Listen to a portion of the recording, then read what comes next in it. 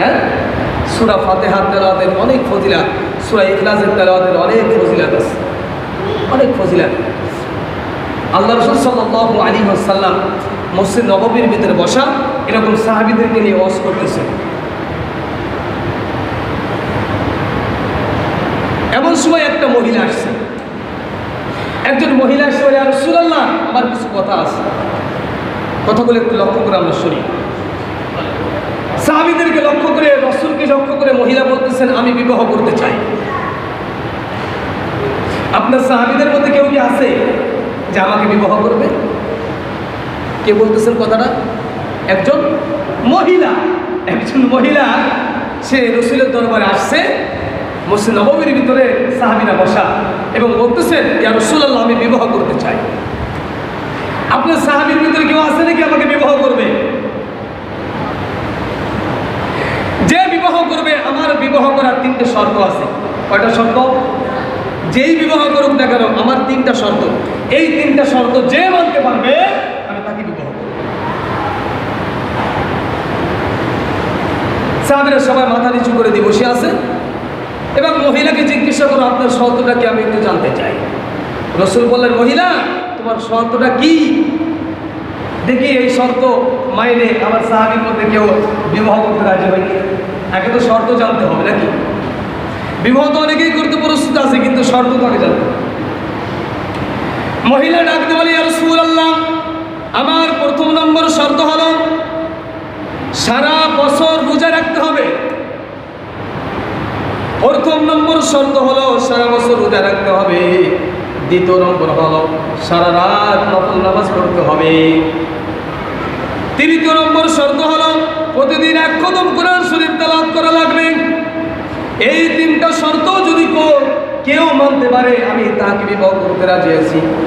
মহিলা যখন এই 3টা শর্ত বললেন, সমস্ত সাহাবীরা মাথা নিচু করে দিয়ে বসে আছে, কেউ কোনো কথা বলে না। আল্লাহ নবী বিশ্বনবী মুহাম্মদ রাসূলুল্লাহ সাহাবীদেরকে বারবার বলতে দাও, আমার সাহাবীরা কেউ কি আছে এই 3টা শর্ত মাইনে কেউ এই মহিলাটাকে বিবাহ করবে? এমন সময় একজন সাহাবী দাঁড়িয়ে গেলেন, ইয়া রাসূলুল্লাহ ইয়া হাবিবাল্লাহ আমি প্রস্তুত আছি, আমি এই মহিলাকে বিবাহ করব, আমি 3টা শর্ত মানতে রাজি আছি। আপনি পারবেন? আপনারা কি পারবেন? হ্যাঁ, আপনারা তো মনে মনে চিন্তা করতেছেন পারবো না, কিন্তু কথাটা শেষ হওয়ার পরে আপনারা বলবেন যে হুজুর আমি পারব। কথাটা হলো শুরু, যখন শুরু করছি তখন আপনারা অনেকেই বলতেছেন যে না এই শব্দ মাইনে পারা যাবে না, কিন্তু কথা যখন শেষ হবে এখানে যে লোকগুলো আছে সবাই বলে হুজুর পারবে ইনশাআল্লাহ। একটা মহিলাকে বিবাহ করার জন্য শর্ত দিচ্ছে 3টা। 1 নম্বর শর্ত সারা বছর রোজা রাখতে হবে। দ্বিতীয় নম্বর শর্ত হলো সারা রাত নামাজ পড়তে হবে। তৃতীয় নম্বর শর্ত হলো যে প্রতিদিন 1 খতম কোরআন শরীফ পড়া লাগবে। তাহলে স্ত্রীর কাছে যাইবেন কখন? আমি যে বিবাহ করব, আপনি যে বিবাহ করবেন স্ত্রীর কাছে কখন যাইবেন? স্ত্রীকে বিবাহ করার অর্থ তো স্ত্রীর কাছে যাওয়া নাকি? স্ত্রীর কাছে যায় আপনি নিজেও শান্তি পাইবেন, সেও শান্তি পাইবে। এই যে সাহাবী দাঁড়িয়ে গেলেন, ইয়া রাসূলুল্লাহ 3টা শর্ত মানতেও রাজি আর আমি মহিলাকে বিবাহ করতেও রাজি। আল্লাহর নবী বিশ্বনবী মুহাম্মদ রাসূলুল্লাহ সাল্লাল্লাহু আলাইহি ওয়াসাল্লাম ওই মহিলার সঙ্গে ওই পুরুষের সঙ্গে বিবাহে আবদ্ধ করে দিলেন। মহিলা পুরুষ চলে গেলেন। বাড়ি যাওয়ার পরে ওই যে পুরুষ সারা দিন খালি খায়, রোজা রাখে না, সারা রাত খালি ঘুমায়, নামাজও পড়ে না, সারাদিন কোরআনও তেলাওয়াত করে না। 1 মাস পার হয়ে গেছে। 1 মাস যখন পার হয়ে গেছে, মহিলা চলে আসে, ইয়া রাসূলুল্লাহ ইয়া হাবিবাল্লাহ আপনি যেই সাহাবীর সঙ্গে আমাকে বিবাহ দিয়ে দিয়েছেন, আমার তো 3টা শর্ত ছিল, ওই সাহাবী কিন্তু একটা শর্ত মানে না। ও সারাদিন খালি খায়, রোজা রাখে না, আর সারা রাত খালি ঘুমায়, ও কিন্তু নামাজ পড়ে না, আর আমি কোনো সময় দেখি না ও যে কোরআন শরীফ তেলাওয়াত করতেছি। আল্লাহ নবী ওই সাহাবীকে ডাকাইলেন, ও আমার সাহাবী, মহিলা যা কিছু বলছিলেন 3টা শর্ত, তুমি কি 3টা শর্ত মানছো? সাহাবী ডাক দিয়ে বলেন, ইয়া রাসূলুল্লাহ ইয়া হাবিবাল্লাহ আমি 3টা শর্ত মানছি। মহিলা বলতেছেন সাহাবী হুজুরকে বলতেছেন, ইয়া রাসূলুল্লাহ আমার সাহাবী 3টা শর্ত মানে না, আর সাহাবী বলতেছেন আমি 3টা শর্ত মানতেছি, মেনে আসছি। প্রথম নম্বর শর্ত হলো সারা বছর রোজা রাখতে হবে। আল্লাহ নবী বিশ্বনবী মুহাম্মদ রাসূলুল্লাহ সাল্লাল্লাহু আলাইহি সাল্লামকে লক্ষ্য করে বলেন, আমার সাহাবী বলতেছেন, ও ইয়া রাসূলুল্লাহ, আপনি তো বলেছেন মান সামা রমাজান সিত্তাম মিনাশ শাওয়াল কানা কাসিয়ামুদ দাহর। কোন ব্যক্তি যদি রমজান মাসে রোজা রাখার পরে শাওয়াল মাসের ভিতরে 6টা রোজা রাখে, কয়টা রোজা?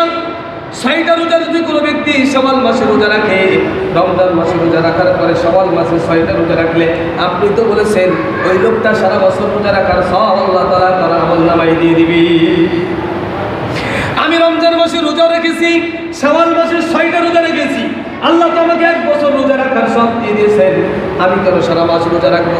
সারা বছর রোজা রাখার আমার কি প্রয়োজন? আমি তো 1 বছর রোজা রাখার সব আল্লাহ তাআলা আমার আমলনামায় দিয়ে দিয়েছে। প্রথম নম্বর শর্ত আমি মেনেছি। দ্বিতীয় নম্বর শর্ত হলো সারা রাত নামাজ পড়া।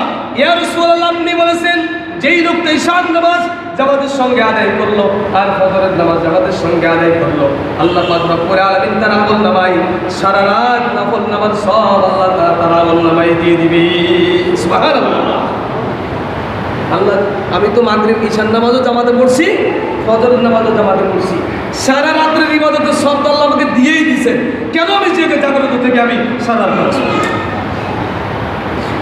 তৃতীয় নম্বর হলো আপনি তো বলেছেন যেই লোকটা সূরা ইখলাসকে ইখলাসের নিয়তে একবার তেলাওয়াত করবে, 10 পারা কোরআন শরীফ তেলাওয়াত করার সব আল্লাহ তাআলা আমলনামায় দিয়ে দিবেন। আমি তো প্রতিদিন নামাজের পরে সূরা ইখলাস একবার নয়, 2 বার নয়, 3 বার, পরপর 3 বার, প্রত্যেক নামাজের পরে 3 বার তেলাওয়াত করি। ইয়া রাসূলুল্লাহ, ইয়া হাবিবাল্লাহ, আপনি তো বলেছেন সূরা ইখলাস যদি কোনো ব্যক্তি ইখলাসের নিয়তে 3 বার তেলাওয়াত করে, একবার কোরআন খতম করার সব আল্লাহ তাআলা আমলনামায় দান করেন। আমার আমলনামায় তো প্রতিদিন আল্লাহ তাআলা কোরআনের সব দিতেছেন, আমি কেন আবার বাড়তি কোরআন শরীফ তেলাওয়াত করব? 3টা শর্ত মানছি কিনা? আপনি পারবেন কি মানবেন না? 3টা শর্ত যদি আপনাকে দেওয়া হয় কোনো মহিলা বিবাহ করার জন্য, আপনি পারবেন না? ইনশাআল্লাহ। এই জন্য সূরা ইখলাসের অনেক দাম।